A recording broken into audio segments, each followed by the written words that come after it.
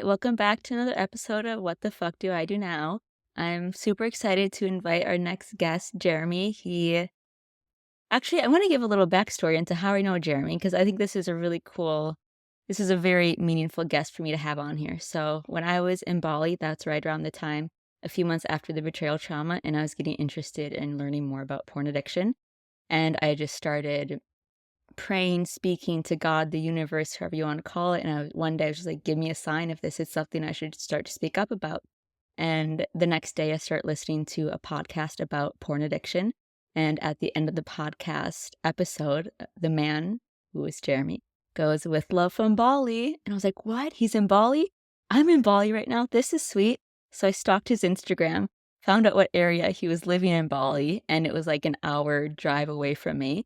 So I was like, you know what? I'm just going to reach out to him, see if he'll talk to me, because I have so many questions as I'm trying to understand porn addiction. And I reached out to him, and he was so kind. He was like, yeah, absolutely, we can meet. And so we met in Bali, and I just asked him questions about porn addiction. And looking back at the whole healing journey, I do feel like that was a pivotal moment in my healing journey, just being able to talk to someone so openly about addiction. And he coaches and helps other people recover from porn addiction and overcome porn addiction. So it was great having that insight. Um, so yeah, and then fast forward like a few months later, he did a podcast with me on his podcast, podcast interview.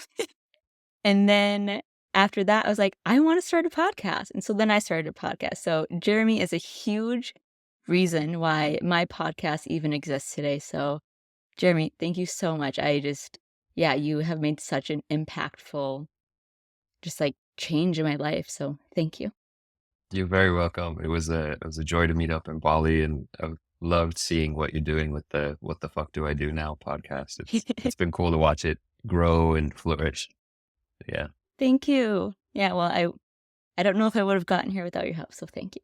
yeah, And so we can go ahead and just set the stage.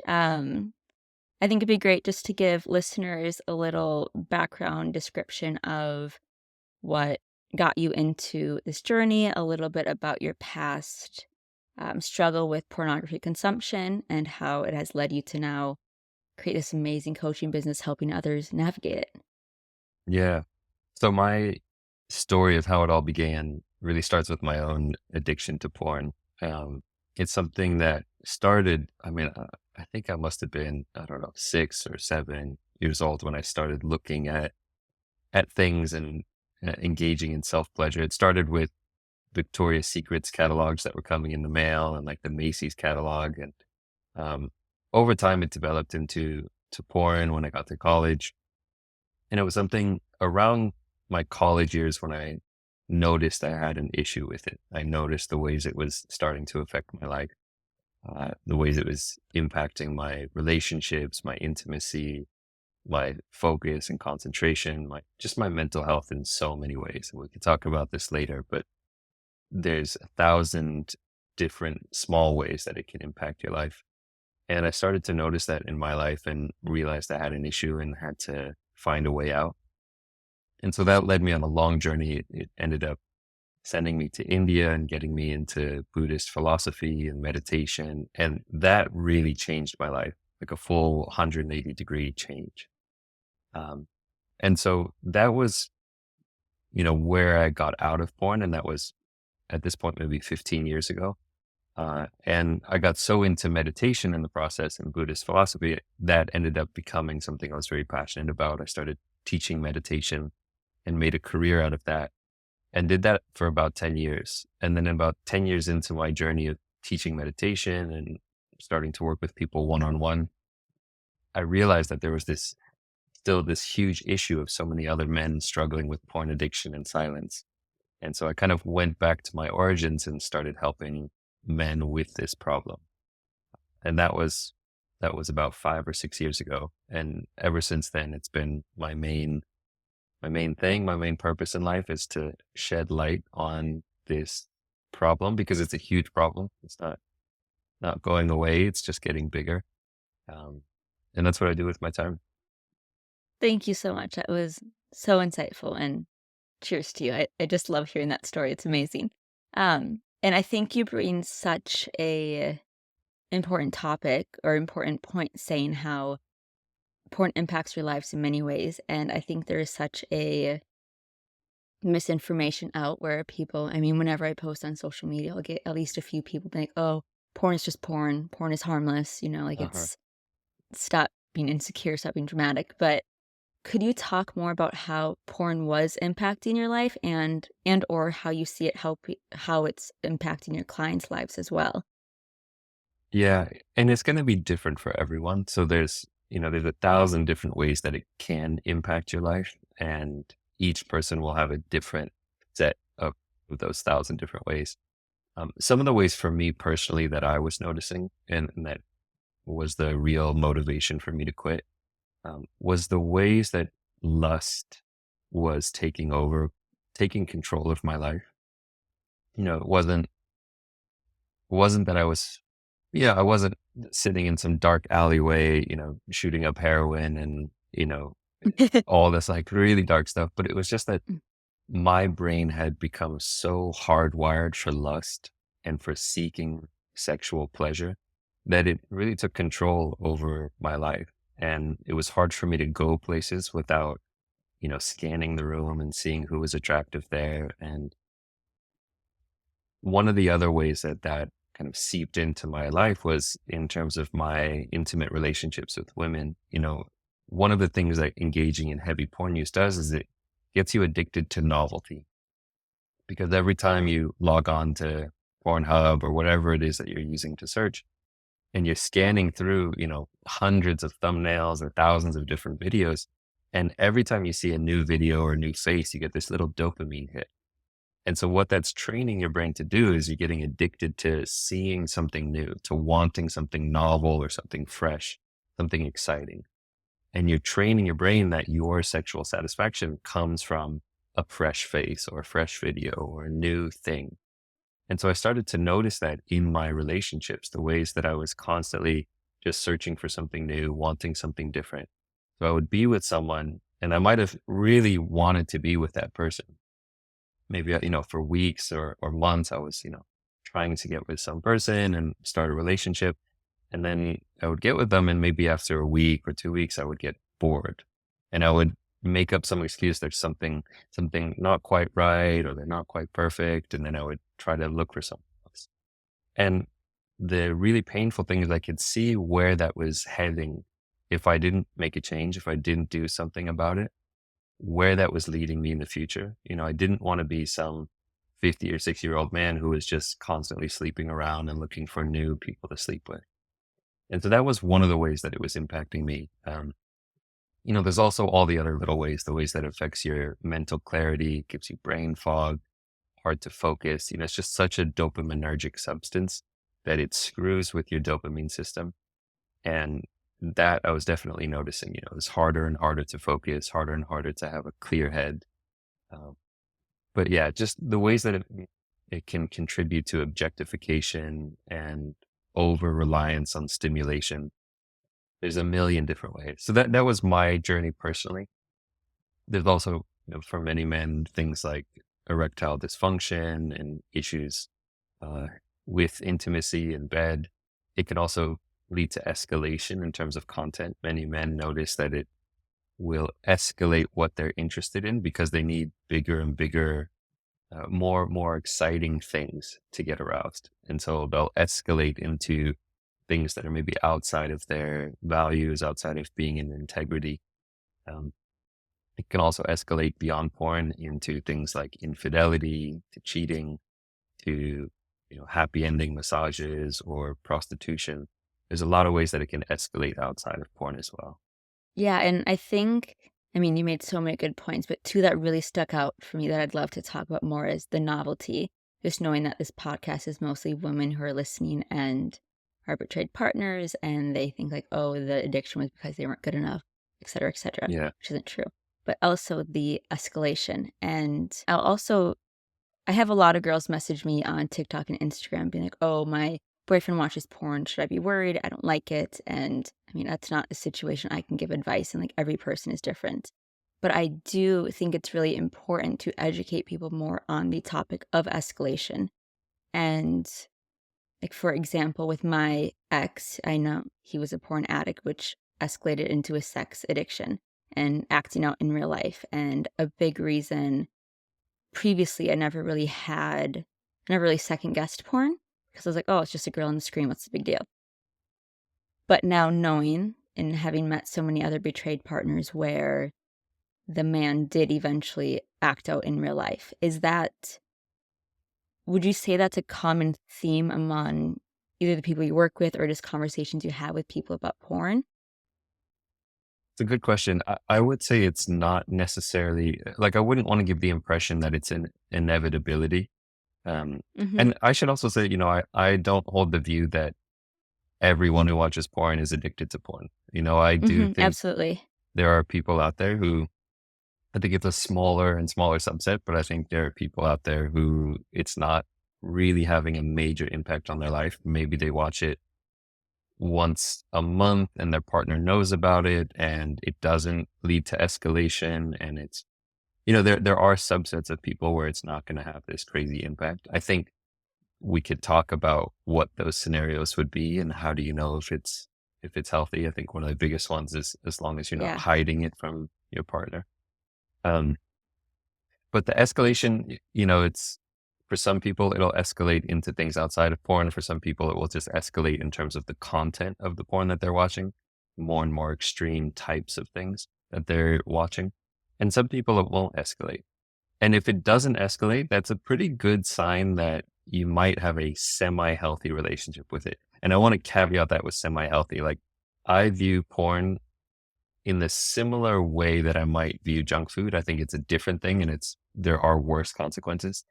But junk food, for example, I don't think like eating a Krispy Kreme donut, I don't think is ever going to really benefit your life in terms of like the health benefits. But I also don't think that like if you have a Krispy Kreme donut once a month, that like your life is going to be over and it's going to ruin your life. Mhm. And so I think in a similar way, like porn, um, I think for some people, it might not ruin their life, but I think it's not necessarily something that I would ever call, oh, this is a healthy thing for you to engage in. Mhm. Yeah, and how I'm just out of general curiosity, I don't know, how would you know if you have a semi-healthy relationship or healthy or unhealthy? Like, what as the consumer, how can you, I guess, like, keep track of that?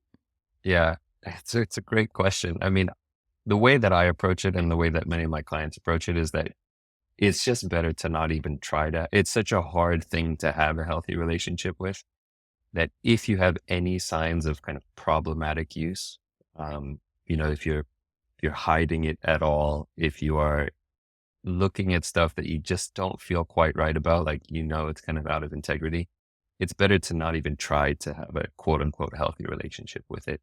Um, I would say if you want to try to have a healthy relationship with it, some signs would be one is being fully transparent with your partner. And if you don't have a partner with any, potential partners that you have, but if there's any kind of hiding behavior where you are hiding your use of it, then it's a pretty big flag that there's some unhealthy stuff going on, that it's a maybe more of a compulsive or addictive relationship with it. Um, the other thing is how you watch. If you open up a tab and you find the first video you see and you watch it for 20 minutes and you're not kind of like looking for more and more videos, that's another good sign. If it's just like, okay, I'll just watch this video and you watch it from start to finish and that's all you need. It's maybe 5 or 10 minutes, something like that. Because what we see with people with addiction is often, you have 10 tabs open, you're scrolling through the video to find your favorite position or your favorite scene. And that's an indication of maybe an unhealthy relationship with it. Um, so yeah, it's hard to have a healthy relationship with it. But I won't argue with anyone. If anyone says that's, it's fine for me and my partner and it doesn't impact our life, I would challenge them to say like, okay, does your partner know? Because it's really funny. I do get some guys who say like, yeah, it's not a big deal. And I say, does your partner know about it? And then they'll pause and they'll say, I think, it's like they've never had a conversation with their partner about it. And so I'm like, listen, dude, if your partner doesn't know about it, like maybe you think it's fine, but it might be that your partner really is not okay with you doing it. And so you can say it's healthy, but if you're lying about it and hiding it from your partner, you got to really check in with yourself and say, is this really healthy? Yeah, I think that's such a good point. And so I also receive a lot of messages from girls who say, "Oh, I told my partner I don't want him watching porn, and I caught him lying about it." And one, I mean, that sucks, of course. But do you have any advice on, I guess, if there's anything differently a girl could do in this situation, or if she's coming across like a repetitive issue of, "Oh, I talked to my boyfriend about it. He says he'll stop, then I catch him lying." Like, what would you recommend as a next step? If a partner is repeatedly, like if you've gotten to, so the first stage, even before that, is having the conversation, right? And Mhm. that's a huge step that a lot of people haven't had yet. They haven't sat down and had an honest conversation and saying, "Hey, let's talk about porn. Are you using it? And I want to know." And for that, I would really recommend, as best as you can, if you can make it a safe conversation and to say, "Hey, I'm not here to judge, and I really just want to know the truth. I'm not going to get, or I'll try to moderate my anger, to try to make it a safe place where your partner feels that they can be honest and truthful." That's the Mhm. important first step, because we haven't talked about this yet, but there's a huge amount of shame for men with this issue. Men get very defensive, they get very triggered, they get, because it's just a very shameful, sensitive topic for many men. And so as a partner, as best you can, like making it a safe space to have that conversation and say, I really just want to know, is this something you do? How often do you do it? That's the first step. If it turns out they lie and say, no, no, no, I don't watch porn, but you're catching them watching porn. And if that's a repeated behavior, at some point you have to put down a boundary. You might have to leave. If it's something that's serious enough for you that you can't handle that lying, then, you know, I don't know how I could be in a relationship with someone who's lying to my face repeatedly. Right. It's Yeah. harder if you can't catch them. Like if you just kind of have this feeling, but you're not really sure, that's a harder situation. Like if they say they're not watching porn and you don't have any actual evidence, you just feel like something's up. It's hard to say because it could be that it's just a feeling you're having and it's not actually true. Um, but if you know that they're watching porn and they're lying about it, you just gotta, you know, I'm not here to give relationship advice and say you Yeah, yeah, have to leave yeah. this person, but I would say that like within your right to say like this is not okay. Like you're lying to my face about this thing. This keeps happening. You say you're gonna quit, and this is the thing. If a guy says he's quit and you keep catching him and he says he's trying, you got to ask him, like, what is he actually trying? Is he just trying harder, or is he actually getting professional support? Like, is he actually getting help with this? Is he joining a men's group? Is he joining an online program? Is he doing shadow work and going to therapy? Like, is he actually working on the issues of why he has this addiction, this unwanted porn use in the first place? Because if he just says, "Oh, I'm trying," but he's not actually doing anything except for trying harder, it's not going to work. Yeah. Yeah, I completely agree, and I never wanna give relationship advice saying, "Oh, like, just leave," because every relationship is different, every man is different. But I do think it would just be really validating for a woman to hear from a man, you, say, like, "You have every right to leave if someone is lying to you," because I think porn has become so normalized in our society, obviously, and some women just don't, like, they just feel like, oh, if they're gonna care about porn, then that makes them insecure or jealous or high maintenance, and that's something that they don't have a right to care about. So I think it's really powerful hearing from you say, "Yeah, you're allowed to leave if he's lying." And again, knowing that you're not giving relationship advice, but it's just another tier of validation, which is nice when you're stuck in that situation because you have no idea what to do. Yeah. Like, I'm at wit's end, I don't know. Yeah. Yeah. Yeah.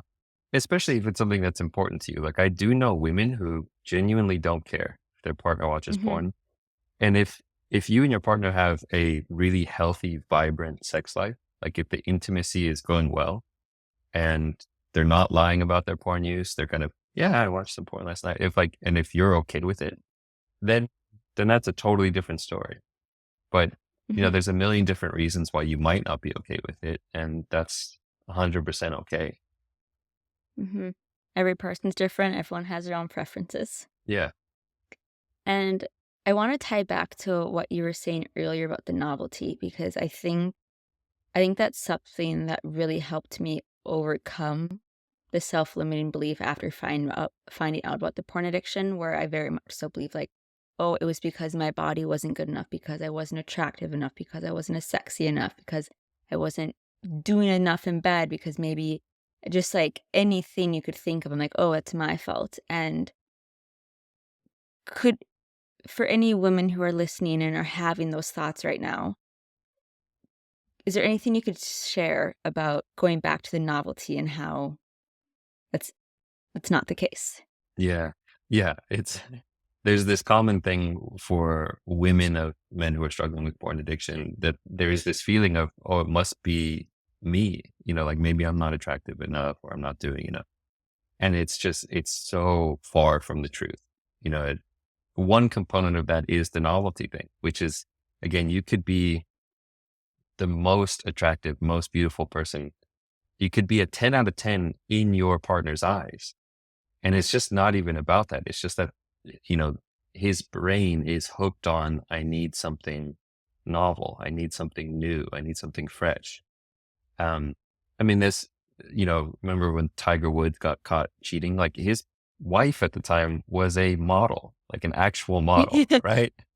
So it's not like she True. wasn't attractive. It's like he was sleeping around because he had this addiction to, I need something else. I need something more, right? Like he was Mhm. married to an actual model. And so like if you Yeah. ever sit and think like, oh, it must be me, it's like, I don't know, like even if I'm a model, like this will still happen because it's his brain that's messed up. It's not my body that's messed up. Right. Mhm. So the other thing to remember about this is like, unless you got with your partner when you guys were both 6 years old, chances are his addiction like predates you, right? Unless you Mhm. guys, are in some weird cult and like got married when you're six, chances are he started having a relationship with self pleasure and pleasing himself and masturbation and kind of a compulsive relationship with masturbation and self pleasure way before he met you. And so just to remember that like this predates you by a long shot. And it's something that has been in his life. For most men, it starts when you're, 6 to 12 years old, when you start noticing, oh, I can touch myself and that brings pleasure. And you start, engaging. For me, it was like Macy's catalogs and Victoria's Secrets, like comic books, where I was like, oh, I see this picture and it lights up something within me that feels good. And I get this sense of power and control and all that. And so it's definitely not about you. It's like a way ages old habit for many men. Yeah, and I'm glad you said that too because I don't even know how I'm gonna form this next question, so I'm just gonna go with it and see where it goes. But the more I speak on mainly TikTok about my ex-partner's porn addiction, the amount of comments I get from to be fair, they're like troll fake accounts, like Mhm. it's not real person, but the amount of comments I get of men saying, "Oh, it's because you didn't put out enough," like, "Oh, it's because you were denying him in bed," like, "Oh, it's because you weren't good enough," and I'm just like, at what point does it stop becoming the partner's fault? Like, fault in air quotes because it's not, but yeah, I don't know where I was going with this, but it's just nice to hear a man say, like, "No, it's actually not the partner's fault." Like, and I think it totally does date back to they've had this self-pleasure practice, routine, habit, whatever anything you wanna call it, way before the relationship even started. So how is it all now of a sudden the partner's fault? Yeah, and it's very rarely is it even about sex. I mean, a lot of men's porn addiction doesn't even have to do with their sexuality. It's a coping mechanism, it's an escape mechanism, it's a way to deal with pain. it's a sedative in many regards. It's a numbing agent that might be about their work. It might be about their sense of insecurity. It might be about something in the relationship. It doesn't mean that it condones their behavior or gives them a right to, but it might be that there is something in the relationship that they're unsatisfied with and they're reaching out to this. So I don't want to say that it's like that you have zero, there might be something in the relationship where it's like, okay, maybe we need to look at this, but it's also the thousand other things in their life that they're trying to cope with. And, um, it's not even about sex. And, those comments, they're frustrating and hilarious at the same time. It just shows how I know. much ignorance and misogyny there is. Misogyny. Yeah. It's just because I get these comments too, from these people, and the amount of just lunacy from some of these comments. People are just so have their head in the sand, and it's wild to see what's out there. Yeah. Yeah, it's shocking, honestly. I remember this was probably, like, a week ago, I had a TikTok video that did, like, kinda well, and every time I was checking it, the amount of anxiety I got was insane, like, in my I literally had to lay down on my bathroom ground to, like, literally ground because it was so many men just, like, going at me, and I was like, "What?" Like, I don't know, it just surprised me, and again, I know this isn't all men, I'm not saying that at all, this is just a percentage of men and, like, it's troll accounts, but yeah, it's really eye-opening and also really heartbreaking to see that a lot of people aren't aware of how porn may be impacting them, or it's not, but yeah, it's just heartbreaking to see that as a society. It makes me really worried for society. Yeah, I feel the same. It's quite Yeah. sad. You mentioned shame earlier, and I think that's a really important thing we should talk about. So do you dive in a little bit more on just how the shame that men have associated with it and how it's a little bit taboo and all of Yeah. that? Yeah. I mean, shame is one of the biggest drivers of addiction. It's one of the things that keeps us locked in addiction when we're ashamed of our habits or our behaviors or who we are. We think that we're broken in some way. And that keeps us, one of the main ways that it contributes to addiction is it keeps us isolated. When we feel ashamed of something about ourselves, we don't want other people to see that. And so we Mhm. hide, we run away, we isolate. And it's a downward spiral. It's really sad because the one of the most powerful ways to get out of addiction is to let yourself be seen by other people, to be seen by other men who know what this is and who aren't judging you or demonizing you. Because one of the other things that I noticed for myself and many men notice this too is in some ways, you feel like a monster. This shame makes you feel so dirty or so broken. Like, oh my God, I'm so messed up. I'm such a pervert. Um, and it really, it makes you want to act out even more because you want to escape that feeling. And we haven't even gotten into this yet, but like what addiction is, it's an attempt to escape pain. It's running away from pain, any kind of unpleasant emotion, sadness, anxiety, stress, insecurity, shame, even physical pain. Uh, that's what addiction is when we're trying to escape pain and numb ourselves. And so shame is a huge source of pain. And so when we feel that, of course, we want to escape it. So we reach to our addiction, which is often porn or junk food or video games or whatever it is for men. So shame is a huge component, and it's one of the first things you have to do if you want to recover is to let go of shame. And how does one let go of shame? Yeah, it's a great question. For me and for many of the men that I work with, um, being in community where you can talk about, for me, it took me a million years to be able to talk about porn. Now it's crazy. Like the fact that Really? I, oh Yeah. yeah, oh my gosh, the Wow. fact that I talk about it like publicly on all my social media, and this is like my thing that I do now. It's wild to me because I was so Wow. ashamed of it for decades. You know, Wow. like I didn't want anybody to even know that I looked at porn. When I was in college and looking at porn every night, I was terrified that somebody would even know that I watched porn. Wow. there's kind of two kinds of guys that like are addicted. Half the guys that are addicted are really ashamed of it and very secretive about it. The other half that are addicted are like the misogynistic troll bunch, like, kind of, hey, I saw this, hot video, gangbang, whatever. It's like there's Yeah. like two types of guys, like ones that have zero shame. I wouldn't even say zero shame, but it's like there's like zero filter and they just, complete misogynistic kind of culture.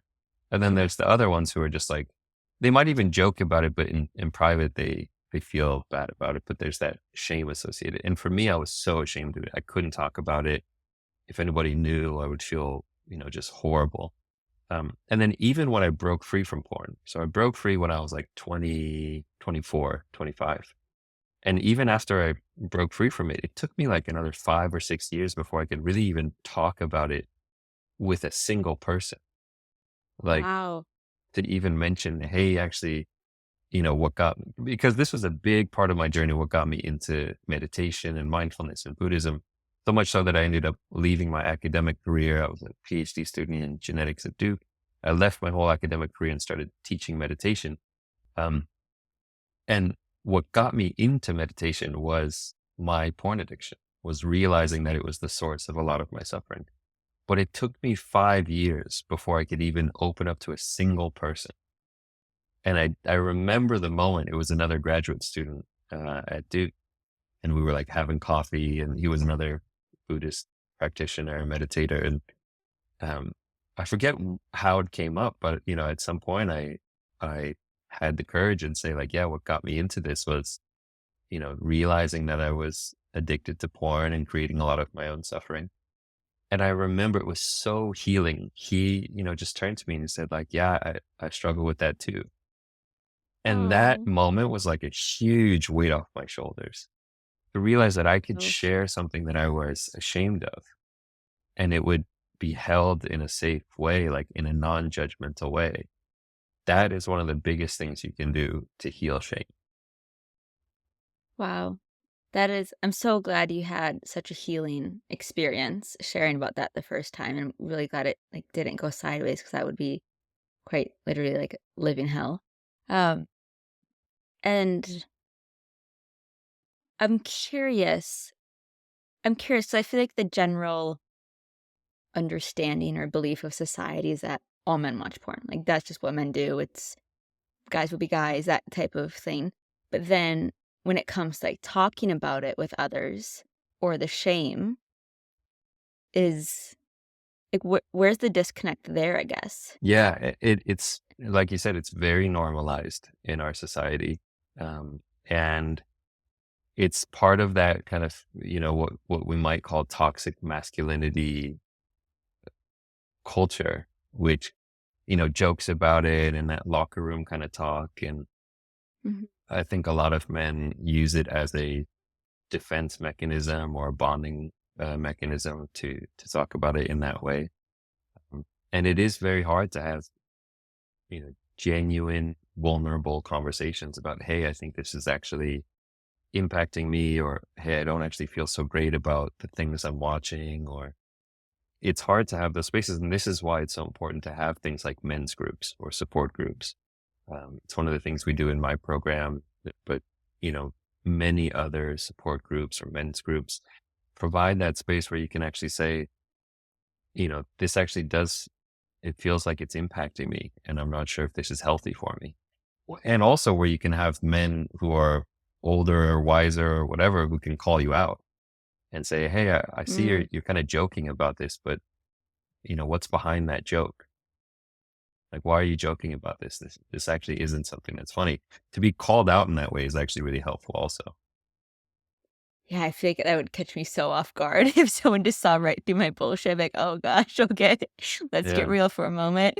Yeah. Because we all do it. I mean, it's not just a men's thing. It's a human thing. And, Mhm, I'm sure women have like their own version of things that might be like that they joke about in an unhealthy or kind of toxic way. And really there's some mhm. deeper pain underneath it. Yeah. Yeah, right when you said that, the first thing that came up to me was, like, eating disorders or body image issues where Mhm. you wanna look a certain way, but you also don't tell people that, "Oh, I I haven't eaten at all today, or like I was binge eating last night, or just weird relationships with food. So that was the first thing that came to mind when you said that. So that, Yeah. yeah, that makes a lot of sense. Yeah. Um, and then I would love to talk about kind of like what the road to recovery looks like. Of course, it's going to vary by person, but I think I think there's a big misconception that, oh, you're addicted to porn, just stop watching it. Or like, oh, you're addicted to porn, just like put up blockers and filters on your internet, you're fine. So could you talk more about kind of like the obstacles of actually overcoming a porn addiction and why it's not just easier said than done? Yeah. Well, this brings me back to something you and I talked about in Bali, which I know like really you found insightful. Which is, it's like thinking about someone who's struggling with porn addiction is very similar to thinking about somebody who is struggling with cocaine addiction. And just imagine if they Yes. always have a bag of cocaine in their pocket and they are not allowed to take that bag of cocaine out of their pocket. It's like wherever they go, Mhm. they have to travel with cocaine. And that's in some ways how it is for men with porn addiction. It's like their phone, which is a immediate source of acting out, is always on them and with them. And so they're always like Mhm. you know, a hand movement away from being able to access it. So it's a very hard thing to beat because it's just so accessible. And this relates to one of the things that's called the three A's of porn addiction. There are these three things that make porn very addictive. And so it's affordability, accessibility, and anonymity. So the affordability part is, and these are three things that like, it can be anything. It could be video games, whatever. You look at these three components and you say, okay, the more that we have these things, the more addictive the substance is going to be.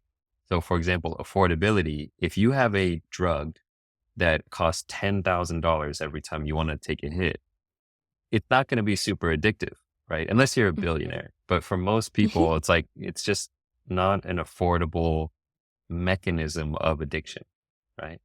Versus if you Mhm. have something that's free, or let's say, it's $1 every time you want to take a hit, the more you can get it to free, the more addictive it's going to be because there's no barrier to actually using it when you want to medicate your pain away, right? So Mhm. that's the affordability. The accessibility is just like how easily can you get it? If you, let's say you have a drug that's free, but it takes 4 weeks to get delivered to your house and you can only, order it like one at a time. And it's like, it's not very accessible. And so it's not likely going to develop into a strong addiction. But again, if you have something that's immediately accessible, you can get it on your browser, on your phone, whenever you want, and you can get unlimited variety. That's going to make it more addictive. And then the last one, anonymity. It's like if you can use it anonymously, it also contributes to addictiveness. If it's something that you have to be public about, if you're an alcoholic, like you have to go to a store and buy it, you have to go to a bar and order it. There are ways you can make it more anonymous. You can order your alcohol online and have it delivered to your door, I guess. Um, but the more anonymous you can be, the more that you can hide away and isolate into that addiction. The other thing that helps something become addictive is the variability and the ways that it can be novel. And so, I talk about this also with junk food. If you're addicted to sugar, like if you have a mountain of candy bars sitting in front of you, at some point you're going to just get physically sick, right? You can't really eat more candy bars. You can eat a lot of candy bars, but at some point, like you can't put more in your mouth, right? But with porn, because there's an infinite amount of variety and novelty, every time you find a new video or find a new, whatever, it hits that dopamine button. And so this is why guys can go for 8 hours or 10 hours watching porn is, What? oh yeah, yeah, it can get bad. Whoa. You could just sit there all day. I mean, it's same with video games. Video games can keep people hooked, like when this World of Warcraft thing came about, like people would sit there for 24 hours because they were just so engaged because there was a Whoa. constant feedback loop of more novelty, a new quest, a new whatever. Same with porn. It's like a new hunt for another video, right? Whoa. for most guys, it's not 8 hours, I don't wanna give that Yeah, impression that yeah, that's, yeah. like, average. But it's something that you can Yeah. just because of the variety that exists. Like back in the day when it was just magazines, right? It was again much harder. Like if you had a single magazine, it was much harder to develop a really strong addiction because you couldn't sit there for 8 hours with a single magazine Mhm. because at some point you get bored of the same photo. But now with modern, and this is one of the things I like to get across is that modern pornography, modern high speed internet hardcore pornography is uniquely addictive in a way that it has never been in our history as a civilization.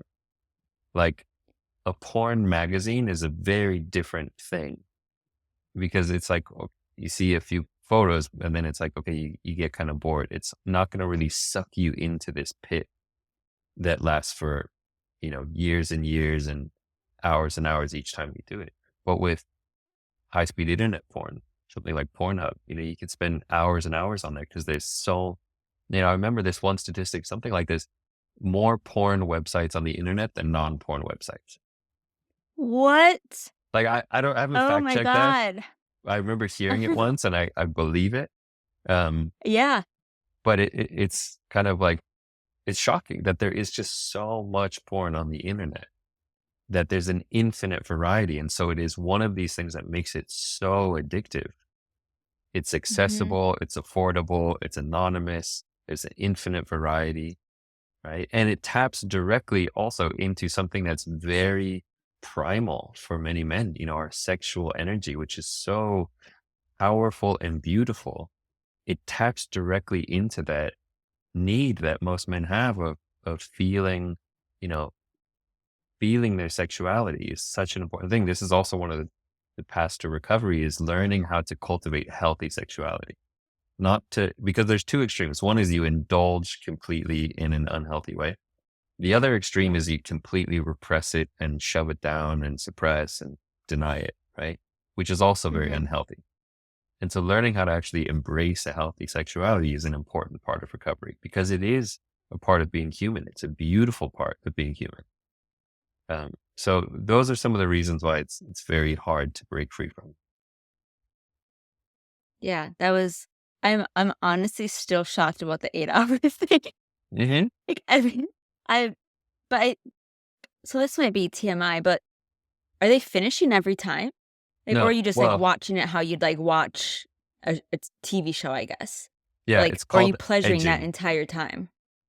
So you might, Edging? you might pleasure for, uh, you might finish a couple times. You might like, go for 1 or 2 hours and then like finish and then have another few hours. But so edging is this process where you are like right on the edge of orgasming, but you don't finish yet. And I mean, this is something I experienced when I was in the heat of my addiction is, I was, searching around trying to find the perfect video to finish on.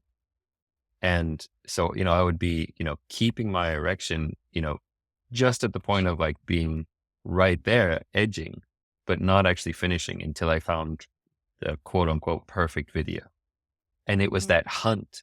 It was like, and this, relates to why it was causing so much suffering and why it was impacting the relationships, my relationships the way it was is like every video was just not quite perfect. I always wanted something a little bit better. Right. And so Mm. this is how you can start to see if you have an addiction is if you have this kind of mentality of, I want something a little bit better, as opposed to you click on the first video you see and you're like, this is good enough. I'll watch this for 10 minutes and then finish and that's okay. Right. That again is Mhm. like a little bit of a healthier way to approach it. But yeah, for some men, it's just the hunt that's so addictive, searching for that next video, that next thing. Yeah, that's really interesting, and then something that came to mind when you were talking about that, because 'cause I've had a good amount of girls reach out to me just confused about why erectile dysfunction. They'd be like, "Oh, I've" and this happened to me in my past relationship where, like, it was fine, like, there was performance wasn't an issue, but then all of a sudden it did become an issue, and it became a repetitive issue, and I've heard a lot of girls always think that it was a result because of them, of course, like, "Oh, I can't he's not attracted to me, I can't turn him on." So could you talk more about how a porn addiction or porn consumption can lead to erectile dysfunction? Yeah. I mean, it's a hyper stimulus.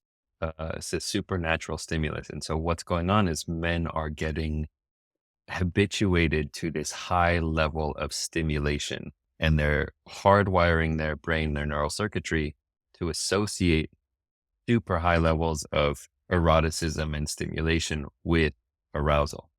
And so then when some like a normal, healthy kind of like interaction with your partner, it's like, oh my God, there's no choking and gangbang and, all crazy kind of stuff going on. Well, this isn't doing it for me because it's not crazy enough. It's not stimulating enough because they're used to just such a high. It's like um, if you get accustomed to eating like Doritos potato chips, like super, some crazy flavor like Nacho Supreme, Cool Ranch Blast, it's like you put that on your tongue and it's like this explosion of flavor, right? And if you eat that every day and you start getting accustomed to that's what food needs to taste like, then if you go have like chicken breast and broccoli with like maybe a little bit of salt, it's like, what? This isn't, I need a Doritos and, bacon cheeseburger and a vanilla milkshake. It's like you're over amplifying and getting these unrealistic expectations of what sex is supposed to look like and feel like. And again, it's not even like that, like you should, as the female, like say, oh, well, I'm just a boiled potato and like plain chicken breast. It's just an unrealistic. It's Yeah. like, imagine if there was this magical bag of Doritos that every chip you pulled out was a new flavor and it was constantly morphing into a new variety, right? And men are accustomed to this kind of like hyper stimulus that's always evolving and always changing, always wanting something new. Like if you're a guy and you watch the exact same porn video every time, that's a great sign. If you have one porn video and you're just like satisfied with that one porn video, good on you, man. Like you're just like, okay, I'm just horny and I want like, but if you're again looking for something new every time, you're telling your brain that what's going to get you aroused is something novel, something fresh. And that's, Mhm. again, it's not about you. It's not about your body. It's just like men's brains are hijacked by porn to think that what's going to turn them on is something fresh and new. So that leads to erectile dysfunction because as soon as they don't have that hyperstimulus, their, junk doesn't recognize it. It's like, I'm not aroused by this, right? This isn't stimulating enough. And so then they can't get it up or they can't keep it up. And so it happens to a lot of men where they have to like close their eyes and picture a porn scene that they recently saw while they're having sex in order to get aroused. Yeah. Yeah, I'm pretty sure it was when I was talking with you about just how the addiction was affecting my relationship, and, like, when we were talking about intimacy, and I was like, "Yeah, it always felt like he was in a different room." Like, when we were having sex, it felt like he just wasn't there, wasn't present, and always closing his eyes. Then you made the connection, like, yeah, he's probably visualizing porn scenes, and I was like, "Whoa." I had just never thought of that before. It was such an eye opener, and then it also makes me feel bad for the porn addict because now you can't even enjoy real life sex, which I would say is so much better than having to watch it behind a screen. So, like, it hurts everyone involved. Yeah. Yeah. Men become very disconnected from their bodies with porn sex. When they're engaged in porn, it's a completely in their head. They're not actually in their body. And this, is an experience that many women of men with porn addiction can relate to. It's like, it doesn't even feel like he's there, right? He's just kind of lost in space in his head somewhere. And it's very different from having an embodied experience of sex and intimacy where you're really present with your partner. You're in your body, you're feeling all your sensations as opposed to just in your imagination thinking of something. Mhm. Yeah. Yeah, that's just sucks. Like, I hate porn so much just 'cause it's impacted so many relationships, just people as a whole, and I just hate how normalized it has become in society, and, like, that's not to I'm not shaming people who watch it, like, not at all, but just I hate that we even have to be having this conversation that porn was created to be the way that it is, where it's so intense and extreme and so addictive, where it's like, I wish you could just go back in time to the magazines and not just be that, or just having intimacy with your partner. Yeah, it's a whole thing. Yeah. And, this is something that we talked about also when we had our conversation in Bali. It's that I think many men who are struggling with porn addiction feel the same. It's like they wish porn wasn't a thing also. It's like Wow. Yeah. this is when it's an addiction, it's like when you can't help yourself and you wish it didn't even exist, but it's just this thing you feel almost compelled, almost powerless against, that you just like, I just wish this wasn't even a thing. I wish I wasn't doing this. I wish I wasn't addicted. And you can tell yourself that all day, all day, all day. And then nighttime comes and you find yourself there again, like just drawn to it. And I think it does bring a lot of compassion. It's not a shaming thing. It's these poor guys that, are getting sucked into this trap, which it's a trap. There's a huge industry behind it. There's a lot of money in the porn industry, and it makes money for a lot of people. And it, there's a reason why it's so addictive. So to have compassion Yeah. for the people who are getting sucked into that. Yeah, doesn't the porn industry make more money than, like, the NFL, NBA, and what's the other one? I'm not a sports girl, I don't know. I think What's all the the other major s sports leagues combined, apparently. Yeah, yeah, that is it's so interesting when you think of it as an industry because, yeah, they're making so much money and just the amount of, like, traffic they even get to their sites, isn't it more than, like, Amazon, Netflix, and all the big sites combined? It's just like, Yeah. yeah, it's a monster, an absolute monster.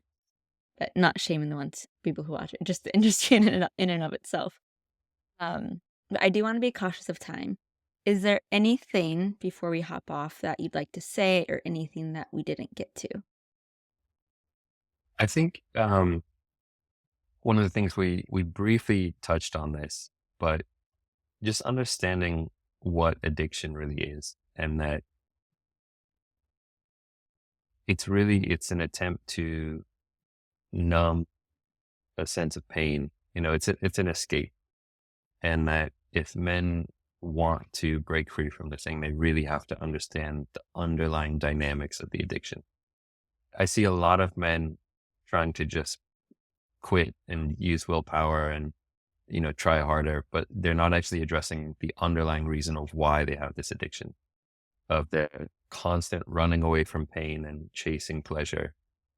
If you don't address that underlying issue, then you're not really going to make any meaningful changes. You might be able to stop for a few weeks or even a couple months using willpower, but inevitably something's going to come back, because if you don't develop the tools and the resources, the emotional intelligence to actually be with difficult emotions, then as soon as a strong, difficult emotion comes back, you're going to reach out to some addiction. It might be porn, it might be something else.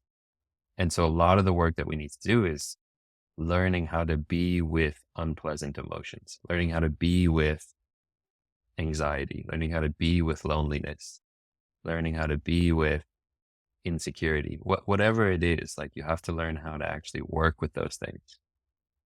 So that, I think, is just such an important thing for people to understand. Yeah, and that's where one of the meditation tools can come in. It's so helpful just to get you to be aware of your emotions and thoughts and to let you know that you are not your emotions and thoughts, but so, yeah, I think it's so cool how meditation was one of the things that helped you work through your addiction, that it just speaks volumes of how powerful meditation really is. Yeah.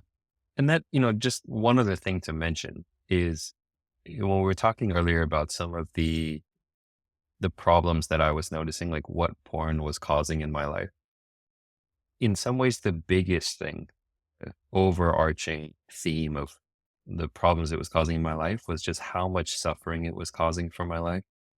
That I started to realize that when there's something that you want that you don't have, that is suffering.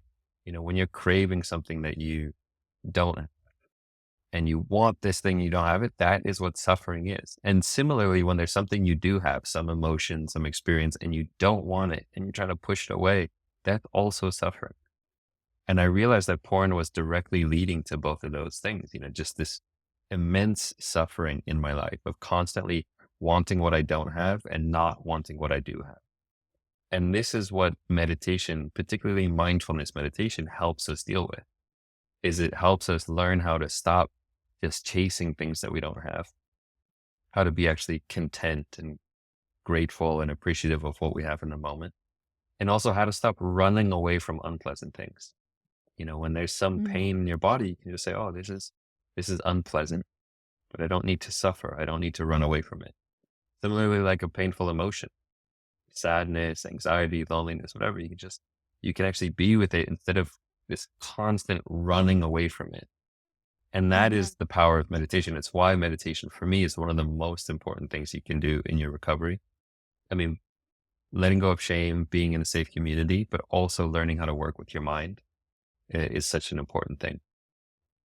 Yeah. Yeah, that is so important, and I'd even say meditation is one of the most important things for me, like, healing during the betrayal trauma too, because it's just an overwhelm and just such strong emotions, and your mind just becomes it's such an inner critic, and you're literally, like, emotionally abusing yourself with all the bad thoughts you have about yourself, and I did, a 5-day silent retreat in Bali, which was, like, probably 4 months after the betrayal, and that was a dark time just, like, sitting in silence with my thoughts, but I also think that was also one of the most healing moments of looking back at my whole healing journey because to just sit down with your thoughts and to know that you don't have to, like, act out on them, you can just sit with them and that, like, it's not you aren't your thoughts, you're not your emotions, and yeah, it's just so powerful, so yeah, I could go on and on about meditation. It's changed, like, every aspect of my life. I can't go a day without it. Like, I can literally notice a day if I don't meditate in the morning. Like, I just feel so much more, like, antsy or irritated throughout the day or, like, my I'm so in my head instead of just being in my body. It's wild. Yeah.